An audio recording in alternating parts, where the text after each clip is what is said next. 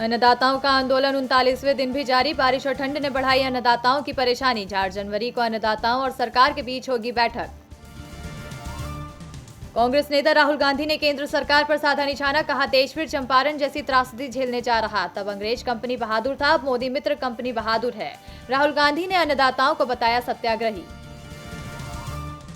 खत्म हुआ वैक्सीन का इंतजार। डीसीजीआई ने आपात स्थिति के लिए दी 2 वैक्सीन को इजाजत। 2 जनवरी से शुरू हुआ था देश में ड्राई रन।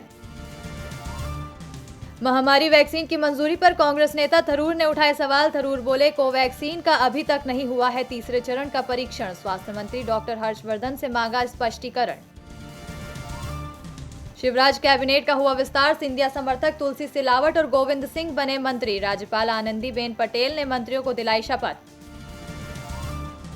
बिहार में नई सरकार बनने के 2 महीने बाद नीतीश कैबिनेट का विस्तार होने की उम्मीद। खरमास खत्म होने के बाद मंत्रिमंडल का होगा विस्तार। बीजेपी और जेडीयू में मंत्रियों की संख्या को लेकर बनी सहमति। बिहार की राजनीति को लेकर सियासी गलियारों में चर्चा तेज। मकर संक्रांति के बाद राष्ट्रीय लोक समता पार्टी के प्रमुख उपेंद्र कुशवाहा जेडीयू में हो सकते हैं शामिल। उपेंद्र कुशवाहा को मंत्री बना सकते हैं नीतीश। पंजाब की राजनीति में ताबड़तोड़ बैटिंग करते दिखेंगे कांग्रेस नेता नवजोत सिंह सिद्धू। जल्दी ही सिद्धू को मिल सकती है नई जिम्मेदारी। तैयारी में जुटी पार्टी। एंजियोप्लास्टी के बाद गांगुली की सेहत में सुधार। सचिन ने फोन पर पूछा सौरव गांगुली का हाल। लता मंगेशकर ने भी गांगुली के स्वास्थ्य को लेकर जताई चिंता।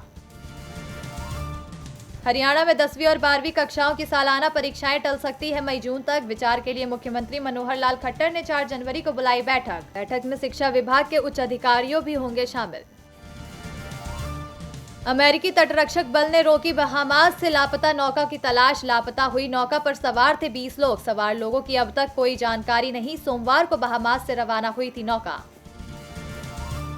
जाकिर नाइक ने फिर उगला जहर। पाकिस्तान में मंदिर तोड़ने का किया समर्थन। कहा, इस्लामिक देश में मंदिर नहीं होने चाहिए, अगर मूर्ति है तो तोड़ देनी चाहिए।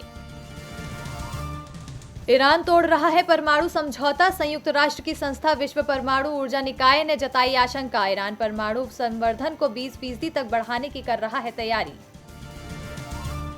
लिबिया में अगवा किए गए रूस के 3 और यूक्रेन के 1 नागरिक को किया गया रिहा। रिहा किए गए सभी नागरिक सुरक्षित तरीके से रूस पहुंचे। सिविक चैम्बर के सदस्य एलेक्जेंडर मालकेविच ने दी जानकारी। नेपाल में संसद भंग होने के बीच नई सरकार के गठन की भी कोशिश में जुटे PM KP Sharma Oli. Court ने संसद को भंग करना ठहराया गलत तो नेपाली कांग्रेस के साथ मिलकर सरकार बना सकते हैं ओली।